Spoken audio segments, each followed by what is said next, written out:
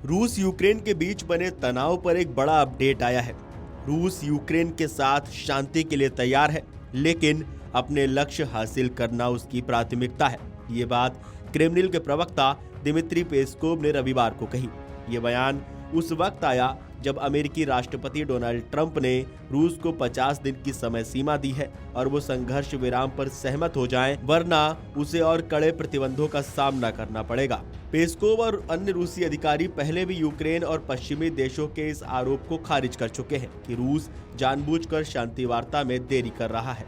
इस बीच रूस ने यूक्रेन के शहरों पर लंबी दूरी से ड्रोन और मिसाइल हमले तेज कर दिए हैं। विशेषज्ञों का कहना है कि ऐसे हमले और ज्यादा बढ़ सकते हैं। पेस्कोव ने रूसी सरकारी टीवी के रिपोर्टर पावेल जारोविन से बातचीत में कहा, राष्ट्रपति पुतिन पहले भी कई बार कह चुके हैं कि वो यूक्रेन में शांति चाहते हैं और ये मामला जल्द से जल्द सुलझे, लेकिन ये एक लंबी प्रक्रिया है। इसके लिए मेहनत चाहिए और ये आसान नहीं है। उन्होंने आगे कहा, हमारे लिए सबसे जरूरी बात अपने लक्ष्य हासिल करना है। हमारे लक्ष्य स्पष्ट हैं। रूस का कहना है कि कोई भी शांति समझौता तभी हो सकता है जब यूक्रेन उन 4 इलाकों से पीछे हट जाए जिन्हें रूस ने सितंबर 2022 में अवैध रूप से अपने में मिलाया था, लेकिन पूरी तरह कब्जा नहीं कर पाया।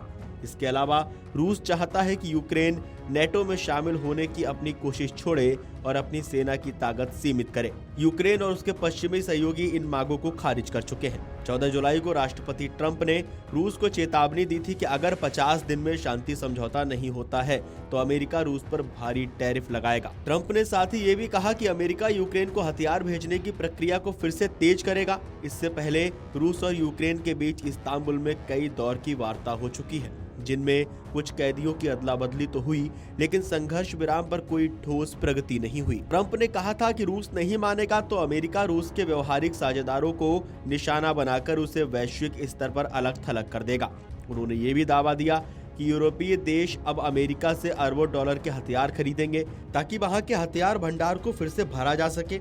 इस योजना में पैट्रियट एयर डिफेंस सिस्टम भी शामिल है, जिसकी यूक्रेन को सबसे ज्यादा जरूरत है क्योंकि वो रूसी ड्रोन और मिसाइल हमलों से जूझ रहा है। हाल ही में अमेरिका की प्रतिबद्धता पर संदेह तब हुआ जब पेंटागन ने अपने हथियार भंडार में कमी के कारण यूक्रेन को भेजी जाने वाली आपूर्ति को अस्थायी रूप से रोक दिया था। यूक्रेन ने रूस के साथ अगले सप्ताह शांति वार्ता का एक नया दौर आयोजित करने का प्रस्ताव रखा है। यूक्रेनी राष्ट्रपति वोलोदिमिर जेलेंस्की ने शनिवार को पुष्टि करते हुए कहा कि रक्षा परिषद के सचिव रोस्तम उमरोव ने अगले सप्ताह रूसी वार्ताकारों के साथ बैठक का प्रस्ताव दिया है। जेलेंस्की ने राष्ट्र के नाम अपने संबोधन में कहा कि युद्ध विराम के लिए हर संभव प्रयास किया जाएगा और किया जाना चाहिए।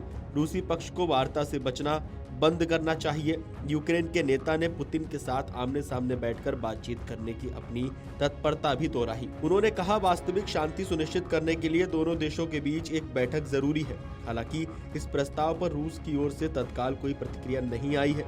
बता दें कि पिछले महीने दोनों देशों के बीच शांति वार्ता ठप हो गई थी। रूस यूक्रेन से जुड़े विवाद पर आपको क्या कहना है, आपको क्या लगता है, हमें कमेंट करके बताएं और देश और दुनिया के तमाम बड़ी खबरें जानने के लिए देखते रहिए अमर उजाला। अगर आप ये वीडियो YouTube पर देख रहे हैं तो हमारे चैनल को सब्सक्राइब कर बेल आइकन दबाएं और Facebook पर देख रहे हैं तो हमारे पेज को लाइक करें।